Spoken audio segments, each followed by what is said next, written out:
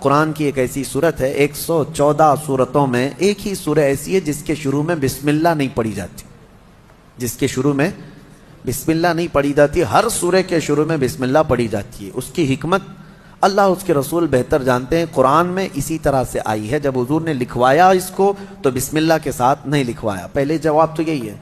اور بعض نے یہ کہا ہے کہ یہ سورہ جو شروع ہو رہی ہے آیات غضب ہے، اس میں اللہ کے غضب کا اظہار ہے کفار و مشرکین پر، اور بسم اللہ چونکہ آیت رحمت ہے، بسم اللہ الرحمن الرحیم، اللہ کی رحمت کا ذکر ہے بسم اللہ میں، تو آیت رحمت ہے بسم اللہ، اور آیت غضب دونوں کو ملانا مناسب نہیں، اس لیے بعض بزرگوں نے فرمایا سورہ توبہ کے شروع میں بسم اللہ نہیں پڑھی جاتی۔ سورہ توبہ کا جو میٹر ہے وہ خاص طور پر ایک آیت ان کو بہت چبھتی ہے، اس کا بھی میں خلاصہ بیان کر دوں۔ اس میں یا ایھا الذین آمنوا انما المشرکون نجس فلا یقربوا المسجد الحرام بعد عامہم ھذا، یہ حضور پاک صلی اللہ تعالی علیہ وسلم پر نازل ہوئی۔ اللہ نے فرمایا اے ایمان والو، بے شک مشرک نجس ہیں۔ کیا ہے؟ نجس ہیں۔ یہ چیز بہت کھلتی ہے ان کو، یہ کہا گیا ہے کہ ہم کو نجس کہا گیا ہے، ناپاک کہا گیا ہے۔ نجس ہوتا کیا ہے؟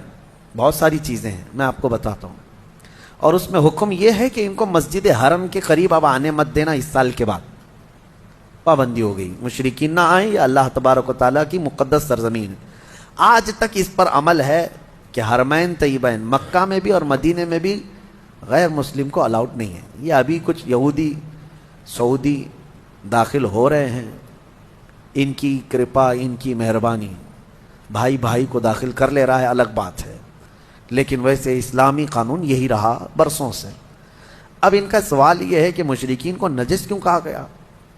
میرے عزیزو، نجس کا مطلب یہ ہے، نجس جس کو کہا گیا ہے، ایک نجس وہ ہے جو کتا ہے، ایک نجس خنزیر ہے کہ اس کو چھونا بھی جو ہے نجاست ہے، اور ایک پیشاب پخانا یہ بھی نجاست ہے، یہ بھی نجس ہے۔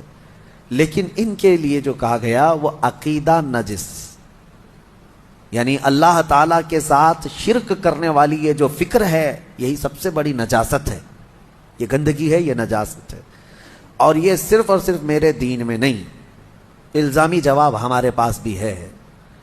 اگر کوئی اسی بات کو لے کر کے کہتا ہے کہ مسلمانوں میں بار بار یہ چیز کہلائی جاتی ہے کہ مشرکین نجس ہیں، مشرکین نجس ہیں، تو پہلی بات تو ہم آپ سے کہیں گے تو نجس کیوں رہتے ہو؟ کلمہ پڑھ لو نا، نجس رہو ہی مت۔ بہرحال دوسری بات یہ ہے